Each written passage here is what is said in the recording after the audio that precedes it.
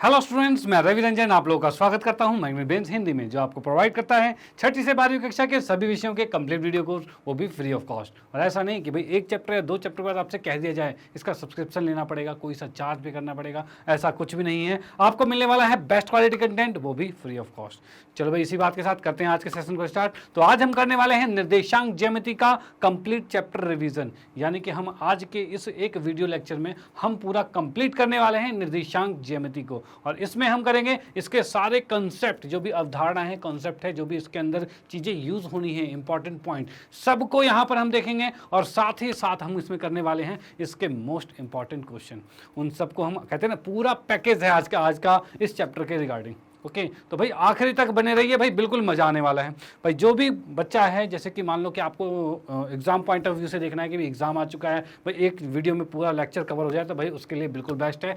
यहाँ पर ये आज के दिन में हम पूरे चैप्टर को रिवाइज करने वाले हैं, पूरे चैप्टर को समझने भी वाले हैं। ओके चलो भाई, करते हैं चैप्टर को स्टार्ट। तो इसमें हम क्या क्या चीज़ें पढ़ने जा रहे हैं, तो इसमें मोस्ट इंपॉर्टेंट चीज़ें क्या है, तो सबसे पहले हम जानेंगे कि निर्देशांक ज्यामिति की भूमिका, मतलब निर्देशांक ज्यामिति है क्या, उसके यूजेस क्या होते हैं। सबसे पहले हमें पता होना चाहिए कि भाई क्या काम क्या है इसका, क्यों इसको पढ़ रहे हैं हम भाई, उसके बारे में हम यहाँ देखेंगे। उसके बाद मेन मोस्ट इंपॉर्टेंट क्या है, कार्तीय निर्देशांक पद्धति, यानी कार्टेशियन कोऑर्डिनेट सिस्टम, इसके बारे में जानेंगे ये क्या होता है। ठीक है, तो भाई पूरा चैप्टर इसी पर निर्धारित है, यानी पहले हमें जानना है ये होता क्या है, उसके बाद जानेंगे भाई कार्तीय निर्देशांक ज्यामिति क्या होती है। ठीक है, चलो भाई देखते हैं। तो सबसे पहले हम आते हैं भाई निर्देशांक ज्यामिति की भूमिका। भाई क्या है निर्देशांक ज्यामिति, तो मैं आप लोगों को बताना चाहता हूं। जैसे कि मान लो कि एक टेबल है आपके पास, मान लो ये टेबल हमारे पास है। ठीक है, इस टेबल पर कोई ग्लास यहाँ पर रखा हुआ है, ग्लास। ठीक है, अब कहा जाए ग्लास कहाँ रखा हुआ है, तो बोलोगे सर टेबल पे रखा हुआ है। अरे टेबल पे रखा है, लेकिन उसकी पोजीशन, एग्जैक्ट पोजीशन क्या है उसकी, तो भाई टेबल पे रखा है, एग्जैक्ट पोजीशन वहां रखा है। अब वहां नहीं बोलना कि वहां रखा है, वहां रखा है, यहाँ रखा है, ऐसा नहीं, एग्जैक्ट पॉइंट कहाँ रखा है। तो भाई उसके लिए हमें क्या करना पड़ेगा, कोई एक फिक्स पॉइंट लेना पड़ेगा जिसके अनुसार हम उसकी दिशा बता पाएंगे। तो हमने मान लो इसको फिक्स पॉइंट लिया, तो हम कहेंगे यहां से 1 2 3 पॉइंट पे आगे है। ठीक है ना, अगर मैं बता दूं 3 4 5 6 7 8 9, कुल 9 पॉइंट को इधर दर्शाया गया है। 1 2 3, 1 मिनट, 1 2 3 4 5, 5 ऊपर ही मान लिया हमने। ठीक है, ठीक है ना, 1 2 3 4 5 कर दिया हमने, ये कर दिया। अब अगर कहा जाए ये पॉइंट कहाँ पर है, तो अब कहोगे आप कि भाई इस कोने से, मतलब एक पॉइंट को हमने ले लिया। ठीक है, यहां से ये 3 इधर है, 1 2 3 इधर राइट में है और 3 ऊपर है, तब जाके ये बिंदु आया। ठीक है, यानी कि ये बिंदु क्या आ रहा है, तो यहां से 3 पर जा रहा है और यहां से 3 पर जा रहा है, तब जाके हम कह सकते हैं 3 सेंटीमीटर राइट में है और 3 सेंटीमीटर ऊपर है, तब जाके आप देख रहे हो भाई ये गिलास वहां रखा हुआ है। यानी आपने एक निर्देशांक, एक बिंदु देखा, एक बिंदु देखा जो कि बता रहा है उस गिलास की पोजीशन। ठीक है, तो भाई आपको मैं बताना चाहता हूं, ऐसा बिंदु जो किसी भी वस्तु की पोजीशन को बताता है, कहीं किसी भी तल पर, किसी बिंदु की पोजीशन को बताता है, उसकी स्थिति को दर्शाता है, उसी को कहा जाता है निर्देशांक। उसी को क्या कहते हैं, निर्देशांक कहते हैं। और निर्देशांक में ज्यामिति क्या है, तो मैं बताऊं कि अगर एक बिंदु यहाँ है, एक बिंदु यहाँ है, एक बिंदु यहाँ है, 3 बिंदु आ गए। अगर मैं तीनों बिंदु को मिला दूं तो क्या बन गया, त्रिभुज बन गया। 4 बिंदु होते चतुर्भुज बन जाता, 2 बिंदु होते तो रेखा बन जाता। तो ये क्या है, एक तरह का ज्योमेट्री बन गया। ठीक है, इस ज्योमेट्री को क्या कहते हैं, ज्यामिति कहते हैं। ठीक है, तो ये क्या है, निर्देशांक के द्वारा एक जो ज्यामिति होती है उसके बारे में हम स्टडी करने वाले हैं। ओके चलो भाई, ये तो ये बेसिक चीज था भाई, निर्देशांक होता क्या है। अब इसमें देखेंगे आगे जो इसका मोस्ट इंपॉर्टेंट चीज है वो क्या है भाई, कार्तीय निर्देशांक पद्धति। ठीक, कार्तीय निर्देशांक पद्धति क्या होती है, तो भाई इसको जानने से पहले आपको ये पता होना चाहिए कि संख्या रेखा क्या होती है। अब बोलोगे सर संख्या रेखा कहाँ से आ गई, तो भाई उसका भी रोल है यहाँ पे। तो भाई संख्या रेखा आपने पढ़ी होगी भाई, उसी के आधार पर मैं ये चीज़ समझाने वाला हूँ आपको। तो संख्या रेखा की बात करें तो भाई एक रेखा जो ऐसे होती थी, इसमें हम कहते थे बीच में 0 होता था, इधर 1 2 3 4 इस तरह से बढ़ता जाता था। इधर की बात करें तो ये -1 -2 -3 इस तरह से बढ़ता जाता था। ये होती थी आपकी संख्या रेखा। ठीक है, तो ये एक संख्या रेखा होगी, एक दिशा में जा रखी है। ठीक है, चलो भाई ये हो गया। अब उसके बाद मैं कहूं एक और संख्या रेखा अगर मैं ऐसा बनाता हूं, ठीक है, अब इसके अंदर क्या है, ये एक 0 हो गया, ये नीचे -1 -2 और -3। ऊपर की बात करें 1 2 3 हो गया, ये थोड़ा ज़्यादा बड़ा माइनस हो गया।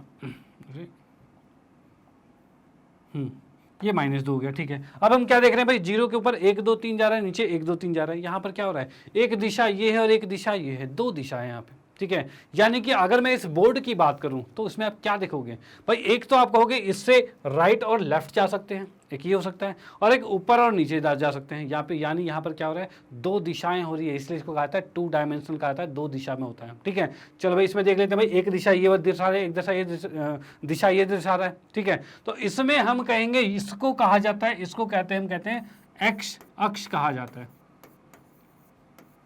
एक्स अक्ष होता है, ठीक है। इसको कहा जाए तो ये क्या है आपका, ये वाई अक्ष है, ठीक है। ये वाई अक्ष है और ये एक्स अक्ष है, ये दो चीजों के, इन दोनों को जब आपस में मिला देते हैं तब वो बनता है हमारा कार्तीय निर्देशांक पद्धति बनता है। और वो कैसे बनता है, तो यहां देखिए भाई, यहां पर हमने एक रेखा ये बनाई और एक रेखा ये बनाई है, ठीक है। इसमें देखा हमने क्या क्या चीजें आ गई हैं, तो इसमें जो सेंटर होता है, तो सेंटर कहाँ मिलेगा, तो इसका भी 0 है, इसका भी 0 है, तो ये सेंटर यहाँ पर क्या आ रहा है, 0 आ गया है। और इसे कहा जाता है मूल बिंदु, इसे कहते हैं मूल बिंदु, याद रहेगा। तो भाई ये आ गया तुम्हारा क्या, इसे कहा जाता है मूल बिंदु, ठीक है भाई, मूल बिंदु आ गया, डन। इसमें हम देख पा रहे हैं ये इस तरह से जो क्षैतिज होता है, ठीक है, उसे क्या कहा जाता है, तो उसे एक्स अक्ष कहा जाता है। ये क्षैतिज जो है उसे एक्स अक्ष कहा जाता है, और जो ऊर्ध्वाधर है उसे कहा जाता है वाई अक्ष, ठीक है। ये हॉरिजॉन्टल है और ये परपेंडिकुलर है, ठीक है। चलो भाई, अब इसके परपेंडिकुलर नहीं, वर्टिकल कह सकते हैं, वर्टिकल है ये, ठीक है। हॉरिजॉन्टल है और वर्टिकल है, उसके अकॉर्डिंग चलेगा, डन। अब यहाँ पर क्या चीज़ है कि भाई ये यहाँ पर आ रखा है कितना, 1 2 3 4 5, ये आ रखा है। यहाँ पर आएगा -1 -2 -3 -4 और -5, ये आ गया। ऊपर की बात करें तो ये आ गया 1 2 3 4 5 आ गया, और नीचे की बात करें तो -1 -2 -3 -4 और -5 आ गया, डन। ये चीज़ आ गई है, ठीक है भाई। अब इसमें देख रहे हैं ये एक्स अक्ष है, यानी हम क्या कहेंगे, इसमें यहाँ पर लिखेंगे x और यहाँ पर लिखेंगे x डैश लिखेंगे, ठीक है। और यहाँ की बात करें तो ये होगा आपका y और नीचे हो जाएगा y डैश हो जाएगा, ठीक है, डन। ये चीज हो गया, चलो भाई ठीक है। तो ये x अक्ष है, इसको ये क्या बन रहा है हमारे पास, इसको हम लिख सकते हैं y o और y डैश। ये क्या है आपका, सॉरी ये तो y अक्ष हो गया, y अक्ष में क्या हो जाएगा, तो y अक्ष में तो ये वाला आ रहा है हमारे पास, तो ये क्या हो रहा है y o और y डैश। भाई y अक्ष क्या है, y o और y डैश, ये चीज आ जाएगी, डन। चलो भाई ठीक है। x अक्ष की बात करें तो x में यही आ रहा है आपके पास, तो यानी क्या हो रहा है x डैश o और x, ये चीज हो रहा है। तो हम इसको लिख सकते हैं भाई x o और x डैश कर सकते हैं, इस तरह से लिखा जाए तो, डन। चलो भाई बिल्कुल ठीक है। चलो भाई अब देखो, इसको आप नोट कर लो, इसका स्क्रीनशॉट ले लो, बाकी मैं और भी चीजें इसमें बताने वाला हूँ, ठीक है।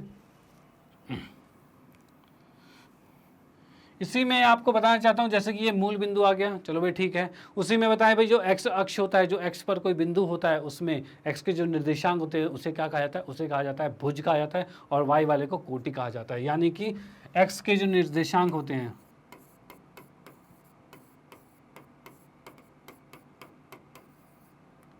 ये क्या है आपका, ये आपका भुज है, और वाई के जो हैं इसे कहा जाता है कोटि। ये चीज़ याद रखना, ठीक है, ये चीज़ याद रहेगा, डन। चलो भाई ठीक है।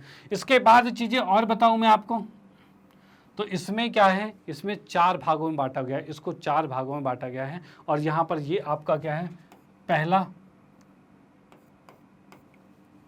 दूसरा, तीसरा और चौथा, ये 4 आपके हैं, इसे कहा जाता है चतुर्थांश कहा जाता है, ठीक है। पहला, दूसरा, तीसरा, चौथा, ये चीज़ें हैं, ओके। चलो भाई इस चीज़ को याद रखना। उसके बाद हम इसके मेन पॉइंट को आगे डिस्कस करने वाले हैं। यहाँ पर चीज़ें आपको ये पता होनी चाहिए कि भाई ये एक्स अक्ष है, ये वाई अक्ष है, ओके। चलो भाई ठीक है। अब इसमें देखते हैं भाई कैसे कैसे चीज़ें हैं, आगे की चीज़ों में देख लेते हैं। तो यहाँ पर इसमें है निर्देशांक ज्यामिति के चतुर्थांश, क्वाड्रेंट ऑफ कोऑर्डिनेट ज्योमेट्री, उसके बारे में हम पढ़ने वाले हैं। तो यहाँ पर क्या चाहिए, निर्देशांक अक्ष की बात करें तो यहाँ पर देखो फर्स्ट क्वाड्रेंट है, सेकंड क्वाड्रेंट है, थर्ड क्वाड्रेंट है, फोर्थ क्वाड्रेंट है, ये 4 क्वाड्रेंट बने हुए हैं आपके सामने, डन। इसी को क्वाड्रेंट जो होते हैं इसी को कहा जाता है क्या, चतुर्थांश कहा जाता है। तो ये चीज़ें हमारे पास है, ओके। चलो भाई ठीक है। इसमें पहला चतुर्थांश है, दूसरा है, तीसरा है, चौथा है। अब इसमें क्या है, निर्देशांक अक्ष क्या है, तो कार्तीय तल में किसी बिंदु की स्थिति को 2 परस्पर लंबवत रेखाओं के संदर्भ में प्रदर्शित किया जाता है, ये परस्पर लंबवत रेखाएं निर्देशांक अक्ष कहलाती है। तो यानी कि ये जो हमारी y अक्ष है और ये x अक्ष है, ये दोनों क्या है, निर्देशांक अक्ष हैं और इन्हीं के द्वारा किसी बिंदु को दर्शाया जाता है। ओके, चलो भाई ठीक है। उसके बाद क्या है, क्षैतिज रेखा। जो क्षैतिज रेखा है जो कि क्या है, ये वाली जो क्षैतिज रेखा है जिसे कहते हैं एक्स ओ और एक्स डैश, यहाँ पर लिखा है एक्स ओ और एक्स डैश, ये एक्स अक्ष कहलाता है। डन। उसके बाद है ऊर्ध्वाधर रेखा जो होती है वो ये चीज हो गई जो वाई ओ और वाई डैश हो गया और इसी को कहा जाता है वाई अक्ष कहा जाता है। डन, चलो भाई ठीक है। एक्स अक्ष और वाई अक्ष के प्रतिच्छेद बिंदु को मूल बिंदु कहा जाता है, यानी ये दोनों रेखाएं जहां पर काट रही है एक दूसरे को, मतलब इस बिंदु को क्या कहा जाता है, मूल बिंदु कहा जाता है और ये मूल बिंदु कहा जाता है, ये लिखा हुआ है। ठीक है, इसे ओ से प्रदर्शित किया जाता है, तो बीच में जो है ये ओ है, इसे ओ से प्रदर्शित किया जाएगा। डन, चलो भाई ठीक है। तो इसको आप नोट कर सकते हो, इसका स्क्रीनशॉट ले सकते हो। फिर हम आते हैं नेक्स्ट पे। आगे बातें क्या है, तो इसमें क्या है, निर्देशांक जो होता है, निर्देशांक कार्तीय पद्धति में किसी बिंदु की स्थिति को दर्शाने के लिए निर्देशांक PAB इसका प्रयोग करना पड़ता है। AB क्या हो रहा है यहाँ पर, तो यहाँ पे आपको मैं बताऊं, एक मिनट, यहाँ पे आपको बताऊं तो यहाँ पर ये x अक्ष है और ये y अक्ष है। ओके, इस x अक्ष और y अक्ष में बताना चाहें तो x पर कोई भी बिंदु होता है, जैसे कि मान लो मैंने एक बिंदु यहाँ पर रखा हुआ है, तो इसमें हम देख पा रहे हैं x पर तो 2 जा रहा है और y पर 3 जा रहा है, मतलब ये 2 और 3 आ गया। ठीक है भाई, x से तो 2 पर आ रहा है और y से कहा जाए तो 3 पे आ रहा है, यही आ रहा है। तो याद रखना, कोई भी बिंदु जो दर्शाया जाता है वो बिंदु कैसा होता है, तो वो बिंदु की बात करो, मान लो मैंने इसे a बिंदु माना है, तो इसमें पहले हम x वाला लिखेंगे और दूसरे में y वाला ही लिखेंगे, हमेशा ऐसे ही लिखा जाता है। ठीक है, कोई भी बिंदु हम दर्शा रहे हैं तो पहले x वाला होगा दूसरा y वाला होगा। जैसे हम यहाँ देखते हैं इसके अंदर, ये अगर P बिंदु है, a और b लिखा हुआ है, तो यहाँ देखो ये दूरी a है और ये दूरी b है, तो x की दूरी को पहले लिखा जाएगा और जो ये ऊपर की दूरी है तो y की दूरी है ना, उसको b लिखा जाएगा, वो y वाला होगा। ठीक है, तो याद रखना पहला x होता है और दूसरा y होता है। ओके, चलो भाई ठीक है। हाँ जी, तो इसमें क्या कहा जा रहा है कि भाई बिंदु PAB में a जो है वो y अक्ष से P के लंबवत दूरी है, वह निर्देशांक का भुज कहलाता है। मतलब यहाँ पर क्या कह रहा है कि जो x होता है उसे भुज कहा जाता है, ये मैंने बताया था। तो देखो इसी में एक चीज़ बताऊं कि अगर आपको कहा जाए PAB एक बिंदु है और ये कह दिया जाए कि ये P बिंदु जो है वो x अक्ष से कितनी दूरी पर है, तो इस पे क्वेश्चन बन जाता है आपका। कहते हैं MCQ क्वेश्चन तो पक्का आएगा, फिल इन द ब्लैंक्स वाले आ सकते हैं। ठीक है, तो इसमें मैं बताऊं कि अगर ये P बिंदु दे रखा है, अब इससे कहा जाए कि x अक्ष से कितनी दूरी पर है, तो आप देख पा रहे हो ना, x से ये x अक्ष है, इसकी दूरी कहा जाए तो ये दूरी होगी, ये कितनी दूरी है, तो इतनी दूरी होगी। यानी जो y का बिंदु होता है, जो भी y का बिंदु होता है वही x अक्ष से दूरी होती है, याद रखना। ठीक है ना, x से दूरी कितनी है, तो जो भी y का बिंदु, और y क्या है इसमें b है, तो भाई इसमें x अक्ष से दूरी कितनी होगी, तो b हो जाएगी। अगर कहा जाए y अक्ष से कितनी दूरी होगी, तो ये देखो a है ना, तो x का जो बिंदु होता है वो y से दूरी होती है। तो इसी में मैं आगे देखना चाहूँ तो यहाँ लिखा हुआ है क्या कि a जो है, जो पहला वाला जो है जिसे हम x मानते थे, वो a जो है वो y अक्ष से p की लंबवत दूरी है। मतलब जो x है ना, ये y अक्ष से लंबवत दूरी होती है, याद रहेगा। चलो भाई ठीक है। नेक्स्ट में इसमें देखें तो b जो है, b का मतलब क्या कहा जाए तो y वाला, ठीक है, जो है वो x अक्ष से p की लंबवत दूरी है। भाई x अक्ष से जो p की लंबवत दूरी है वो y है। डन, दूरी है वह निर्देशांक की कोटि कहलाती है और इसको y को क्या कहते हैं, कोटि कहते हैं, और x को कहते हैं भुज कहते हैं। तो याद रखना ये आपका है कोटि और ये आपका है भुज। डन, चलो भाई ठीक है, ये मेन पॉइंट हो गया। उसके बाद नेक्स्ट करते हैं भुज A व कोटि B के धनात्मक कहा जाए तो मतलब पॉजिटिव, जो 0 से ज़्यादा होता है, जो यहाँ पर कह रखा है 0 से ज़्यादा धनात्मक हो गया, 0 से कम ऋणात्मक चिन्ह के अनुसार P बिंदु AB को कार्तीय तल में इस प्रकार प्रदर्शित किया जाता है। और किस प्रकार प्रदर्शित करते हैं वो आगे देख लेते हैं। तो यहाँ पर ये चीज़ें देख लीजिए,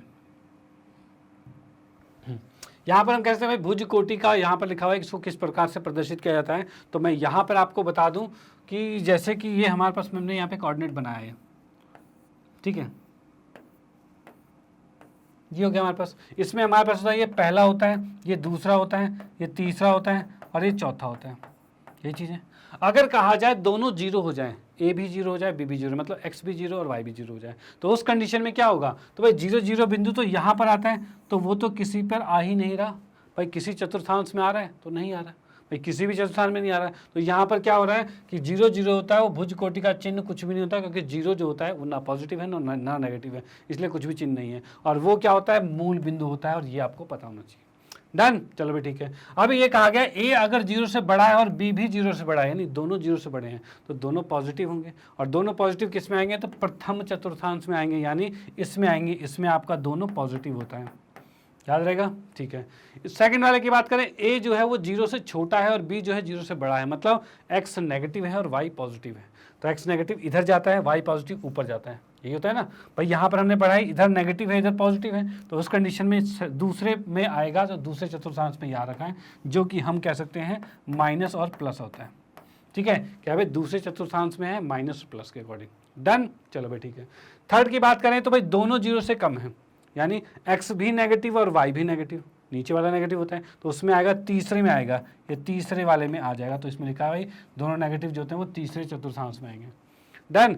अब उसके बाद क्या है, a अगर मतलब x का मान जो है वो 0 से बड़ा है और b अगर 0 से छोटा है, मतलब प्लस और माइनस, तो इसमें क्या हो रहा है, x इस साइड जाएगा और ये y नेगेटिव में है, मतलब नीचे जाएगा, ठीक है। तो ये यहाँ पर आ रहा है, ये आ रहा है, तो इसको हम कहते हैं चौथे क्वाड्रेंट में, चौथे चतुर्थांश में जा रहा है, ठीक है। तो ये आपको पता होना चाहिए कि कोई भी बिंदु कौन से चतुर्थांश में जा रहा है, वो हम उसके प्लस माइनस से डिसाइड कर सकते हैं, ठीक है। चलो भाई आते हैं नेक्स्ट पे। अगले की बात करें तो यहाँ पे नोट दिया हुआ है, यदि कोई बिंदु x अक्ष अथवा y अक्ष पर स्थित होता है तो वह बिंदु किसी भी चतुर्थांश में स्थित नहीं होता। यानी इसमें कहा जाए अगर कोई भी बिंदु, मान लो एक बिंदु यहाँ पर है, तो अब उसके बाद कहा जाए भाई कौन से चतुर्थांश में, तो भाई ये x अक्ष पे है ना, तो भाई किसी चतुर्थांश में तो है नहीं। तो वही यहाँ पर कहना चाहता है कि कोई बिंदु अगर x पे या फिर y पर स्थित होता है तो वह बिंदु किसी भी चतुर्थांश में स्थित नहीं होता। याद रखना, ना वो पहले में है, ना दूसरे में, ना तीसरे में, ना चौथे में। ओके, चलो भाई ठीक है। उसके बाद क्या रखा है, x अक्ष पर किसी बिंदु के निर्देशांक x0 के रूप में होते हैं।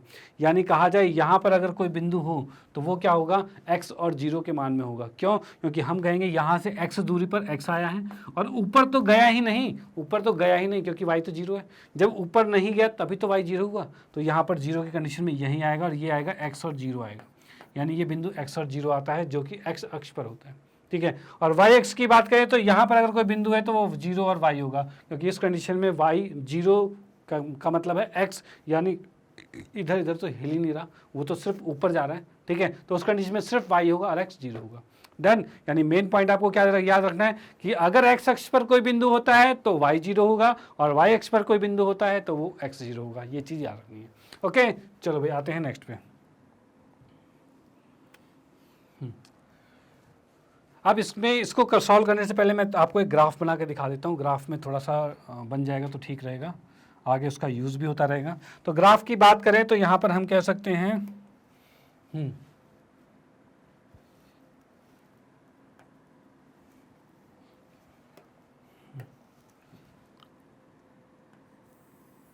ये हमने एक रेखा खींच दी यहाँ पे y अक्ष और ये खींच दी x अक्ष, ठीक है। और यहाँ पर हम कह सकते हैं, अरे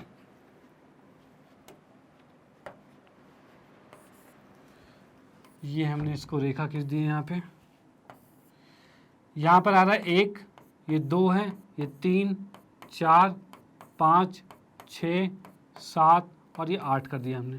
ऊपर की बात करें तो ये 1 आएगा, ये 2 आएगा, ये 3 आएगा, ये 4 आएगा, ये 5 आएगा, ये 6 आएगा। इधर की बात करें तो -1, -2, -3, -4, -5 और -6 है। नीचे की बात करें तो -1, -2, -3, -4 इस तरह से बिंदु है, ठीक है। ये हमारे पास आ चुका है। इसको कहते हैं x अक्ष, मतलब ये x होगा, ये x डैश होगा, ये y होगा और ये y डैश होगा। ये आपका कार्तीय प्लेन आ गया, ठीक है।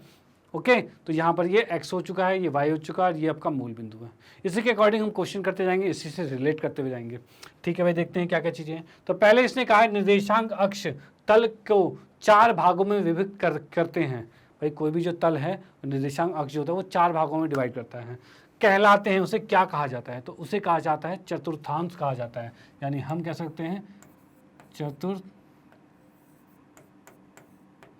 कहा जाता है, ठीक है, ये आपका हो जाएगा जो इसमें 4 भागों में विभाजित होता है। पहला चतुर्थांश, दूसरा कहा जाए तो ये पहला इधर है, दूसरा इधर है, तीसरा इधर है, चौथा इधर, ये 4 चतुर्थांश होते हैं। डन, चलो भाई ठीक है। उसके बाद की बात करें, यदि किसी बिंदु के निर्देशांक -2 और 5 है तो उसकी कोटि क्या होगी? तो कोटि को हमने क्या बताया था? कोटि होता है y और भुज जो होता है वो x होता है, यही होता है। तो इसमें बिंदु में क्या होता है? बिंदु में पहला वाला x होता है और दूसरा वाला y होता है, ये हमें पता है। तो भाई देख लो कोटि कितना है, तो कोटि है 5 और x कहा जाए मतलब पहला वाला क्या है? -2। भाई भुज क्या है? -2 है। कोटि 5 है और भुज कितना है? -2 है। डन, कोई दिक्कत वाली बात तो नहीं। चलो भाई ठीक है। उसके बाद नेक्स्ट की बात करें, ये जो बिंदु दे रखा है 200 और -111 दे रखा है, ये किस चतुर्थांश में स्थित है? पहले में, दूसरे में, तीसरे में, चौथे में। तो यहाँ पर क्या दिख रहा है? ये पॉजिटिव है और ये नेगेटिव है।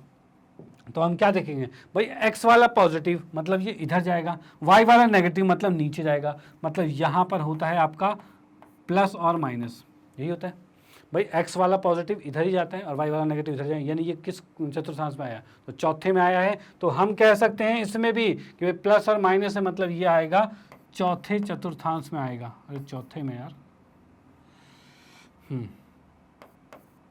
चौथे चतुर्थांश में आएगा। डन, चलो भाई ठीक है। अब कह रहा है y अक्ष पर किसी बिंदु का भुज, y अक्ष पर किसी बिंदु का भुज क्या होता है?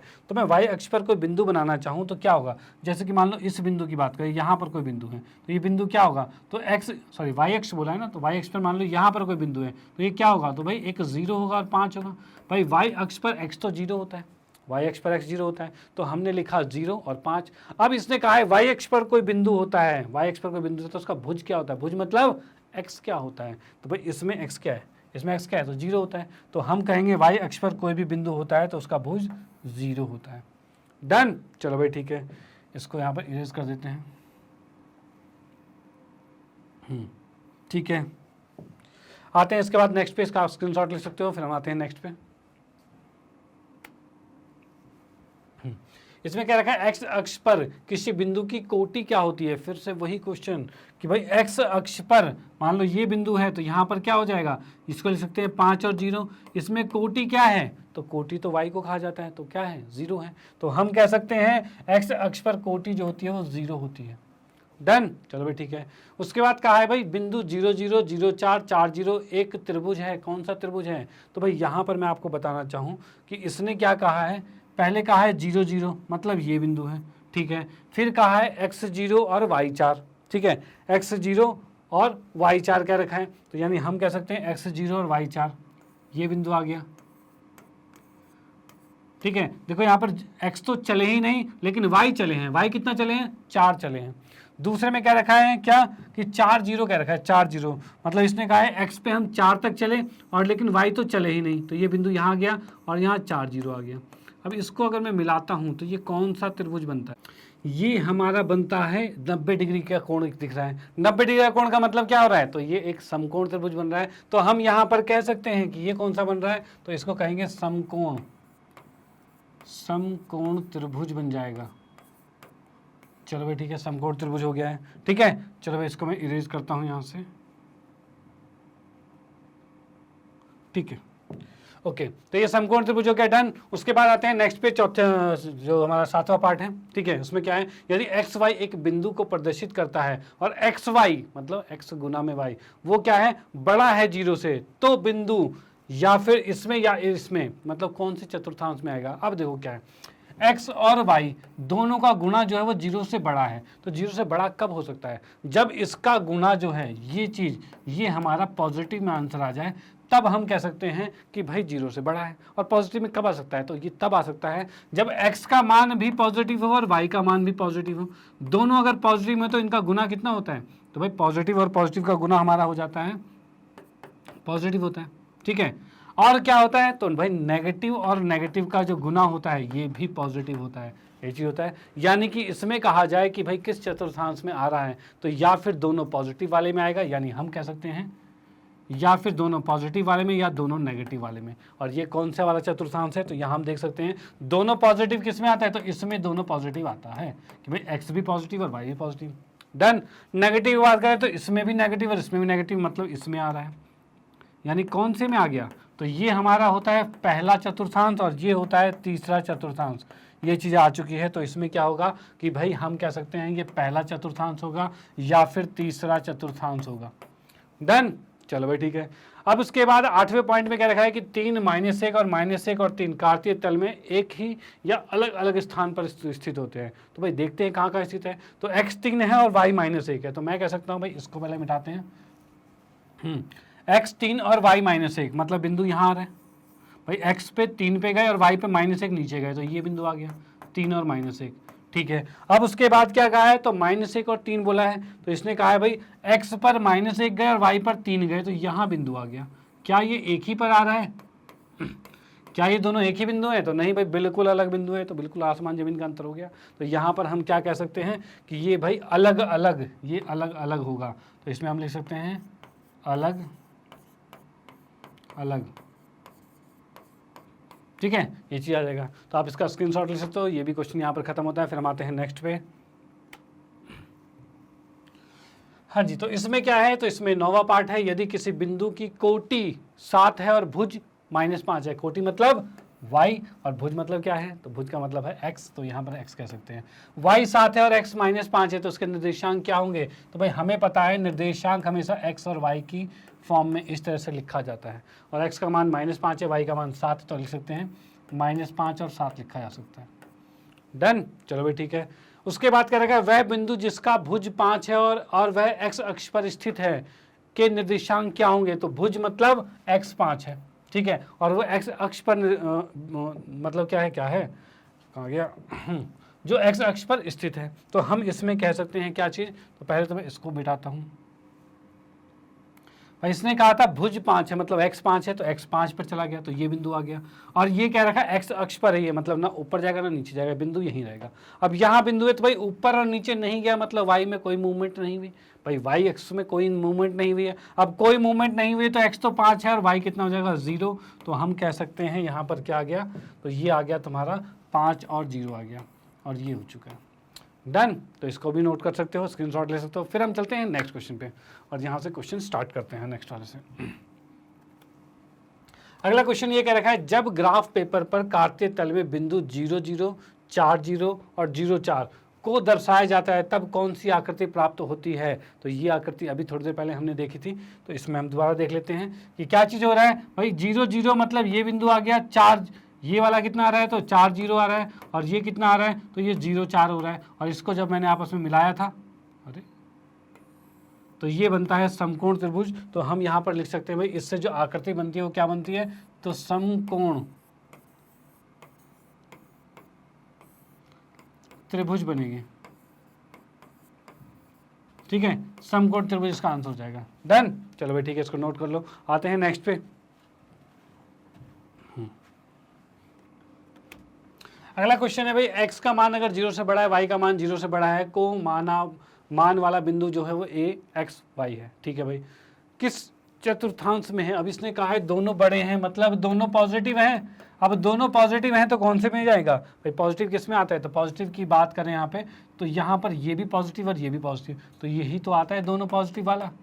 भाई यही था दोनों पॉजिटिव वाला, यही था। तो यहाँ पर कौन सा चतुर्थांश है, तो पहला। तो हम कह सकते हैं भाई अगर दोनों पॉजिटिव होते तो किस चतुर्थांश में स्थित है, तो इसका हल आंसर जो होगा, जो उत्तर होगा, तो होगा ये पहला चतुर्थांश।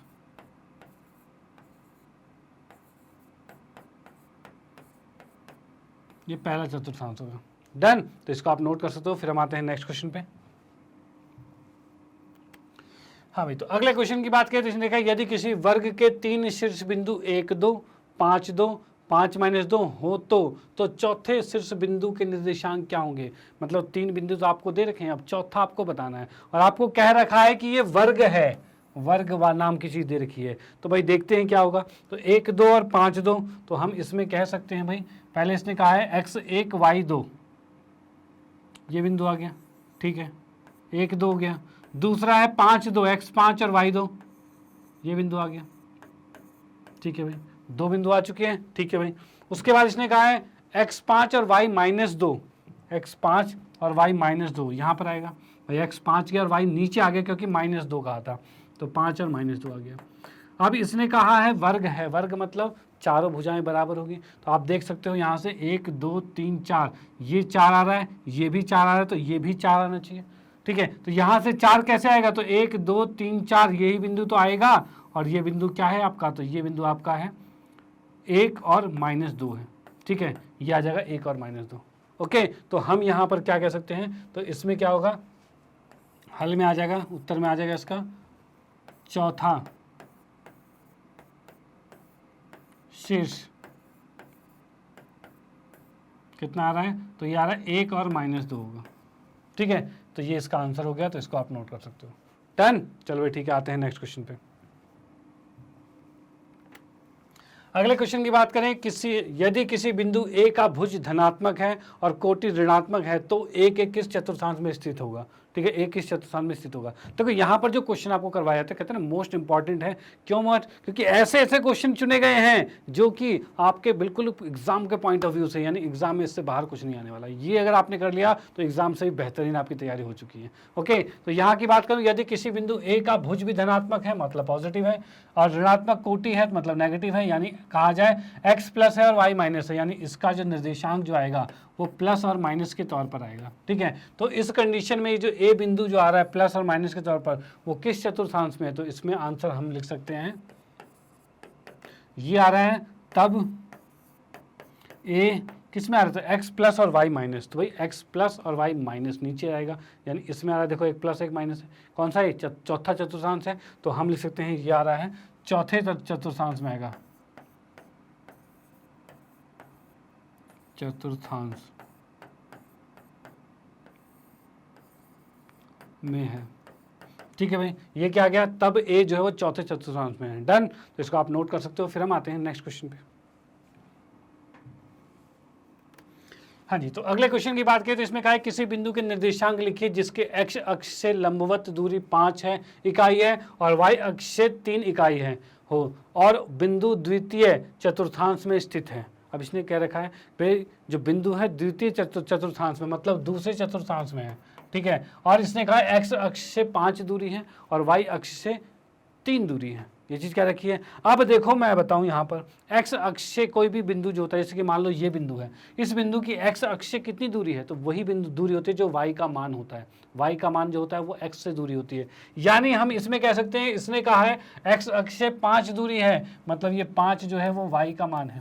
ठीक है, और y अक्ष से 3 दूरी है, यानी हम इसको कह सकते हैं ये जो है x का मान है, यानी हम कह सकते हैं x का मान 3 है। ठीक है, ये चीज़ आपको पता होना चाहिए।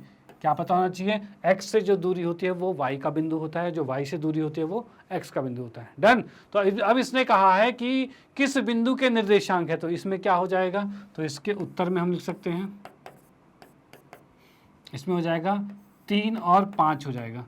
ये बिंदु है, 3 और 5 बिंदु है, और यही सीधे इसका आंसर हो जाएगा, क्योंकि हम सीधे लिख सकते हैं क्या कि भाई x अक्ष से 5 लंबवत दूरी जो है तो फिर y 5 आएगा, और y अक्ष से 3 लंबवत दूरी मतलब मतलब x 3 आएगा। इसको अगर मैं यहाँ पर दर्शा के भी आपको दिखा दूँ तो x 5 y 3, यानी इसको अगर हम मिटाते हैं यहाँ पे, क्योंकि इसकी ज़रूरत तो है नहीं अब, x 5 और y 3 है, ये बिंदु कर दिया हमने। अब इसमें कहूँ भाई x से कितनी दूरी है, तो x से दूरी कितनी है, तो ये 3 की दूरी तो है भाई, 3 ही तो ऊपर गया है, x से 3 दूरी है, और y से कितनी दूरी है, तो 5 दूरी है। ये चीज़ क्या रखें, y से 5 दूरी है, ये उल्टा लिख दिया क्या यहाँ पे, x 5, अच्छा उल्टा पॉइंट लिख दिया, 3 5 था, 3 5 लिखना पड़ेगा, तभी कहूँ उल्टा क्यों हो गया है।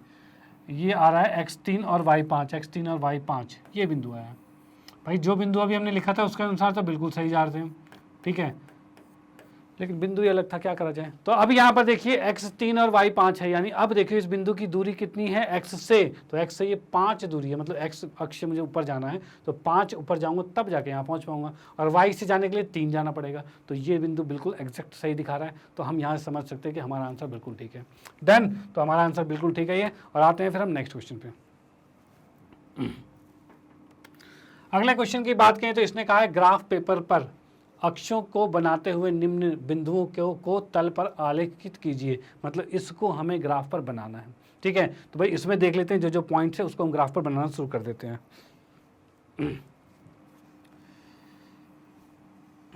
ठीक है, भाई जो बनता है बनाएंगे, बिल्कुल बनाएंगे। अब इसमें क्या रखा है, ए का मान पहला वाला जो दे रखा है 3 और 5 है, तो इसमें कह सकते हैं भाई 3 और 5, 3 और 5। देखो एक्स पे 3 गए और वाई पे 5 गए, तो यहाँ पर ये बिंदु आ गया।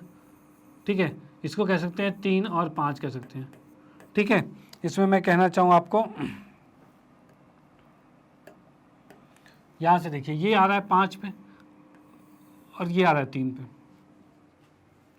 3 एक्स पे जा रखा है, देखो एक्स तो 3 है तो यहाँ लिखा, वाई 5 है तो ये लिखा। ठीक है, तो यही पॉइंट हमें यहाँ पर क्या कहा गया था, एक्स 3 और वाई 5, तो वो हमने लिख दिया। ठीक है, दूसरा इसने कहा है एक्स जो है -7/2 है और वाई 0 है। भाई क्या चीज़ आ गया ये, -7/2, 7/2 ही है ना, हाँ, और 0 है, ये बिंदु की बात कर रहे हैं। तो -7/2 क्या होता है, तो इसको अगर मैं भाग करूँ तो -3.5 आएगा और 0 आएगा, यही आएगा भाई, 3.5 आएगा, और 3.5 माइनस में कहाँ आएगा, तो यहाँ पर आ रहा है, ये बिंदु पे आ रहा है यहाँ पे। ठीक है, और उसके बाद क्या है, 0 आ रखा है, तो 0 मतलब वाई पे तो गया ही नहीं, तो ये जो बिंदु आई है यहाँ पे, ये जो बिंदु हमारा यहाँ पर आ रखा है, ठीक है, इसी को कहेंगे हम क्या, -3.5 और 0 कहेंगे। ठीक है, और ये बिंदु क्या है हमारा, बी बिंदु आ गया है। ठीक है, तो ये बी बिंदु आ चुका है, डन। उसके बाद क्या रखा है, एक्स जो है 2 है और वाई -6 है, मतलब 2 और -6 की बात कर रहे हैं, तो एक्स 2 मतलब 2 गए और वाई -6 मतलब नीचे -6 जाएंगे। अब ये तो -6 तक है नहीं, तो बढ़ाओ इसे, ये आ गया -5 और ये आ गया -6। ठीक है, अब इसने क्या कहा है, 2 और -6, एक्स 2 है और वाई -6 मतलब बिंदु यहाँ पर जाएगा। ठीक है, ये 2 और -6 आ गया। ठीक है, और ये सी पॉइंट था हमारा। ठीक है, सी पॉइंट आ गया 2 और -6। उसके बाद डी पॉइंट क्या है, x -6 और y -4 है, मतलब x जो है वो -6 और y क्या है -4 है, मतलब यहाँ पॉइंट आ रहा है। ठीक है, इसमें यही करना है, जो जो चीज़ आपको दे रखी है, जैसे इसने दे रखा है -6 और -4 दे रखा है, तो पहले x चलो, आप x कैसे चलना है, तो भाई इसका मूल बिंदु से x चलना शुरू करो, माइनस का है तो माइनस की तरफ चलते जाओ, तो -6 तक चले गए। फिर y की बात करें तो वो नीचे आएगा क्योंकि नेगेटिव है, तो नीचे 4 चलो, नीचे 4 चलोगे तो ये आ जाएगा। ठीक है, तो ये बिंदु क्या आ रहा है, तो ये आ रहा है हमारे पास -6 और -4, और ये डी बिंदु है। ठीक है भाई, ये डी बिंदु हो चुका है। उसके बाद बात करें ई की, तो ई कितना है, 0 और -5/2 है, मतलब हम कह सकते हैं 0 और -5/2 है, ये आ रखा है। तो 0 और -5/2 की बात करें तो x 0 है, यानी पहले मैं बोलता था x चलो x 0, तो चलने की जरूरत ही नहीं, 0 ही है। फिर y है -5/2, यानी वो कितना होगा, तो इसको लिख सकते हैं क्या, -2.5 लिख सकते हैं, तो ये कितना हो जाएगा, नीचे आ जाएगा 2.5, मतलब यहाँ पर आ जाएगा, तो ये कितना हो जाएगा, x तो 0 आ रहा है और y 2.5 आ गया, ये चीज़ आ गई है, डन। चलो भाई ठीक है, ये हो गया। उसके बाद नेक्स्ट की बात करते हैं क्या, 8 और 0 है, x 8 है और y 0 है, तो यहाँ हम लिख सकते हैं क्या भाई, x को 8 पर लेके गए, ठीक है, और y 0 मतलब चलने की जरूरत ही नहीं है, तो यहाँ पर ये आ गया और ये आ गया, 8 और 0 आ गया है, और ये कौन सा वाला पॉइंट आ गया हमारा, ये हमारा f पॉइंट आ गया, ये e पॉइंट था और ये हमारा f पॉइंट आ गया। ठीक है, ये पॉइंट f आ चुका है, डन। तो आप इसका स्क्रीनशॉट ले सकते हो, ये क्वेश्चन यहाँ पर कंप्लीट होता है, हमने इसके सारे के सारे बिंदु यहाँ पर दर्शा दिए। ओके, तो चलो भाई आते हैं नेक्स्ट पे, नेक्स्ट क्वेश्चन पे आते हैं, इसको इरेज करते हैं यहाँ पे।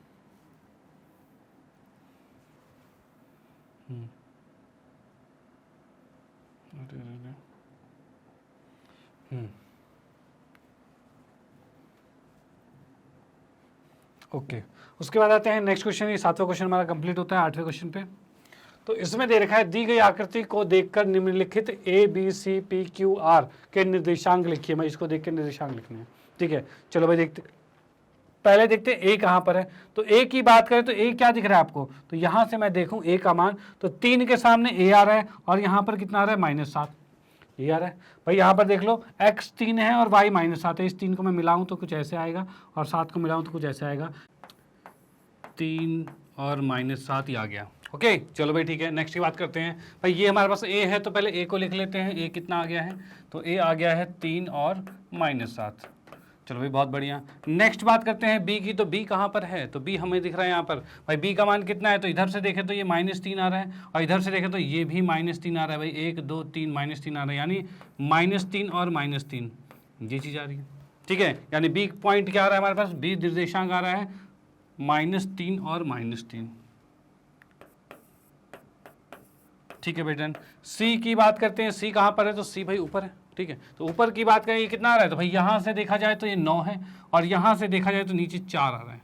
यानी हम कह सकते हैं भाई एक्स वाला पहले आएगा और वाई वाला बाद में आएगा। भाई ये उल्टा लिख दिया, एक्स वाला पहले आएगा और वाई वाला बाद में आएगा। डन भाई, ये चीज़ हो जाएगा। भाई एक्स 4 है, 4 लिखा, वाई 9 है तो 9 लिख दिया। डन, चलो भाई ठीक है। तो हम लिख पा रहे हैं यहाँ पर 4 और 9। चलो भाई बहुत बढ़िया। उसके बाद आते हैं नेक्स्ट क्या है भाई, सी के बाद पी आएगा। हाँ, पी की बात करें, पी कहाँ पर है, तो पी बिंदु ये रहा। भाई इसकी बात करें तो ये x पर तो 6 तक गया है, लेकिन y पे तो चला ही नहीं, ना ऊपर गया ना नीचे गया, कहीं नहीं जा रहा है। तो उस कंडीशन में इसमें क्या लिख सकते हैं, इसमें लिख सकते हैं भाई कितना है, x तो 6 है और y 0 है। भाई x तो 6 तक गया है और y ऊपर ना नीचे कहीं गया ही नहीं, तो हम इसको 0 लिख देंगे। डन, चलो भाई ठीक है। तो इसको लिख देते हैं भाई, p का पॉइंट क्या है हमारा, 6 और 0 आया है। उसके बाद नेक्स्ट क्या आता है भाई, q आता है। q को देखते हैं भाई, तो q कितना है, तो q की बात करें तो q यहाँ पर आ रखा है, जो कि हमारे पास है x इसका है -10, और y की बात करें तो ये इधर जा रहा है तो 7। ठीक है भाई, -10 है और 7 है, ये याद रखा है। तो हम लिख देते हैं यहाँ पर भाई x है -10 और y है 7, और यहाँ से हम कह सकते हैं q बिंदु हमारा क्या आ गया, तो q बिंदु आ गया है -10 और 7। ये चीज़ आ चुकी है। डन, चलो भाई ठीक है। नेक्स्ट आते हैं r बिंदु पर। r कौन सा बिंदु है, तो r कहाँ दिख रहा है भाई, r ये रहा। ठीक है, इसमें हम देख पा रहे हैं भाई यहाँ पर ये 9 आ रहा है, ठीक है 9 आ रहा है। इसके बाद यहाँ देखिए भाई ये कितना आ रहा है, तो ये आ रहा है 4 पर जा रहा है। ठीक है भाई, ये 4 पर जा रहा है, यानी हम देख पा रहे हैं x तो 9 है और y -4 है, यही है। तो हम कह सकते हैं भाई x 9 है और y -4 है, और ये इसका आंसर आ गया, जो कि आ गया 9 और -4। तो यहाँ पर हमने सारे बिंदु दर्शा दी भाई, बिंदु इसने दिखा रखे थे, उसके निर्देशांक बता दिए भाई क्या क्या निर्देशांक है। डन, तो कोई दिक्कत वाली बात तो नहीं, तो इसको आप नोट कर सकते हो, उसका स्क्रीनशॉट ले सकते हो। और फिर हम आते हैं नेक्स्ट क्वेश्चन पे। तो याद रहे भाई, ऐसे क्वेश्चन पेपर में आते हैं, बिल्कुल आते हैं, ठीक है। तो इसको भाई करना ना भूलना, ये तो कहते हैं बिल्कुल ईजीएस्ट मेथड है, ईजी तरीका है, कोई दिक्कत वाली बात ही नहीं है। तो भाई प्रैक्टिस करो भाई, गलतियों से बिल्कुल दूर रहो। ओके, चलो आते हैं नेक्स्ट पे।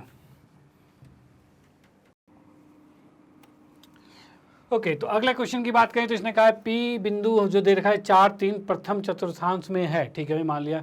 बिंदु के निर्देशांक लिखें यदि QP के विपरीत चतुर्थांश में हो। मतलब इसने क्या कह रखा है कि भाई Q का जो है, देखो P तो है ही, इसके विपरीत में एक चतुर्थांश में है, जो कि जिसका नाम Q है, उसका नाम लिखना है। तो विपरीत चतुर्थ चतुर्थांश में है, मतलब चौथे वाले में है। तो पहले तो 4, 3 लिख देता हूँ मैं। तो 4, 3 का आएगा x4 y3, ये आ रहा है 4, 3।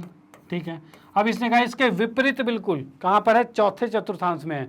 यानी विपरीत जब भी कहे, देखो अगर यहाँ से नीचे विपरीत आ रहा है, तो क्या इसमें अगर मैं नीचे लेके आऊँ ऐसे, तो क्या कोई x में बदलाव होगा, तो x में तो बदलाव नहीं होगा, लेकिन y 3 है तो -3 हो जाएगा। तो हम कह सकते हैं यहाँ पर विपरीत में आ जाएगा 4 और -3 हो जाएगा। ठीक है, जब भी विपरीत की बात करें और इस तरह से चेंज होता है, तो यहाँ पर तो x सेम रहता है और y चेंज हो जाता है, और y में चेंज क्या है, प्लस का माइनस होगा बस। अगर विपरीत यहाँ से इधर करता हूँ, तो उस कंडीशन में हमारा y सेम रहता है और x के साइन बदल जाते हैं, प्लस का माइनस, माइनस का प्लस हो जाता है। ओके, तो फिलहाल क्या हो रहा है, तो 4 -3 हो रहा है चौथे चतुर्थांश में। इसमें उत्तर कितना आ जाएगा, इसमें आ रहा है 4 और -3 आ गया, और यही आंसर है इसका। डन, तो आप इसको नोट कर सकते हो। आते हैं नेक्स्ट क्वेश्चन पे।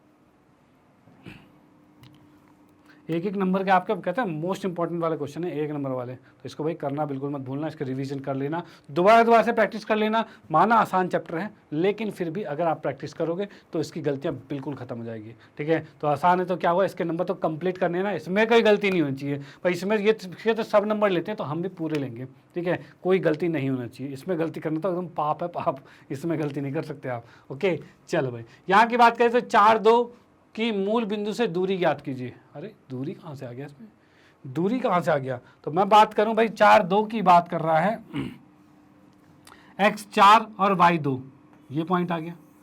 अब ये आ गया 4, 2। अब इसकी दूरी मूल बिंदु से ज्ञात करनी है। मूल बिंदु क्या है, 0, 0 होता है भाई। दूरी कैसे निकालोगे, तो मैंने अगर रेखा यहाँ पे ऐसे खींची, तो ये रेखा की दूरी निकालनी है। तो इसमें अगर मैं यहाँ भी ऐसे खींच देता हूँ तो क्या होगा, तो देखो यहाँ पे क्या है, इसका नाम मैं रख देता हूँ, नाम कुछ लिखा हुआ था इसमें, तो नाम P है, बिल्कुल है नाम। तो ये P बिंदु है, ये O है, और ये मैंने A मान लिया। ठीक है, अब त्रिभुज यहाँ पर दिख रहा है, तो मैं OPA दिख रहा है, और यहाँ पर क्या होता है, ये लंबवत होता है। ठीक है, यानी हम कह सकते हैं त्रिभुज जो है OPA, ये क्या है, लंबवत है, तो इसके अंदर हम कह सकते हैं समकोण बन गया, समकोण है ए पर, और ये ए पर तो समकोण हो गया, डन, ए पर समकोण है। अगर ए पर समकोण है तो इसमें हम करेंगे, लगाएंगे पाइथागोरस, तो हम कह सकते हैं ओपी का वर्ग जो है, ओपी का वर्ग जो है वो एपी का वर्ग प्लस में ओ ए का वर्ग, इसके योग के बराबर होगा, ठीक है ना।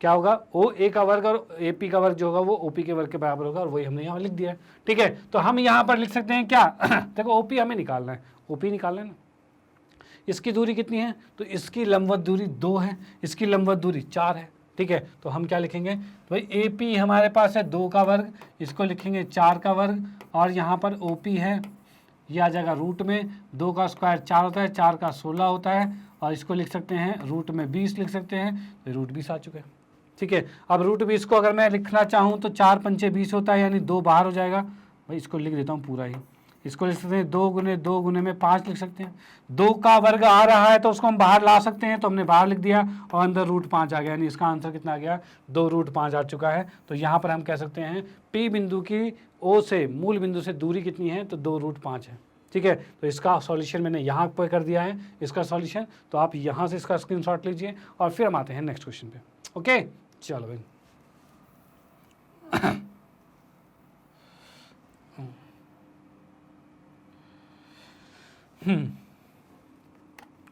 अगले क्वेश्चन की बात करें तो यहाँ देखा है 4-3 का y अक्ष में दर्पण प्रतिबिंब क्या होगा, मतलब y अक्ष में दर्पण प्रतिबिंब का मतलब क्या हो रहा है। तो देखो पहले तो x 4-3 है, 4-3 मतलब यहाँ पर आ गया, ठीक है।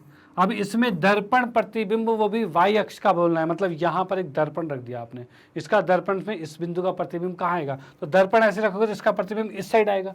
तो भाई जहाँ वो है, जब भी यहाँ से राइट से लेफ्ट में आते हैं, याद रखना, जब भी राइट से लेफ्ट में आते हैं तो y नहीं बदलता, y जो है वही रहेगा, और x के साइन बदल जाते हैं, ठीक है। तो अगर यहाँ पर देखो y क्या है, -3 है, तो y -3 ही रहेगा, y -3 ही रहेगा, लेकिन x 4 है तो x -4 हो जाएगा, ये बिंदु आ जाएगा, और इसी को देखना है कहाँ पे है। तो क्या है, x -4 y -3, ये बिंदु आ गया, -4 और -3, तो ये बिंदु आप इस तरह से दर्पण इसका बिंदु निकाल सकते हैं उसका, ठीक है ना, y अक्ष के अकॉर्डिंग। तो इसका स्क्रीनशॉट ले सकते हो, और इसका आंसर जो आ रहा है, इसका उत्तर जो आ रहा है -4 और -3 आ रहा है, डन। चलो भाई ठीक है, तो मैं इसको इरेज करता हूँ और उसको भी इरेज करता हूँ, आते हैं नेक्स्ट क्वेश्चन पे।